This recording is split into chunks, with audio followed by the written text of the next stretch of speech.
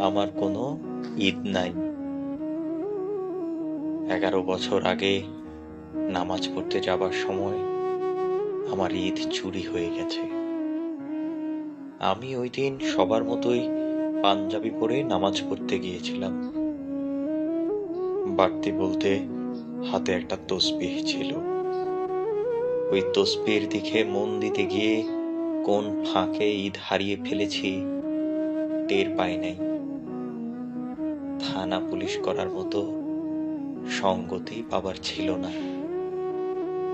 তিনি বলেছিলেন, মন খারাপ করিস না, সবার ঈদ থাকে না, এর চেয়ে আমার ঈদটা তুই নিয়ে নে।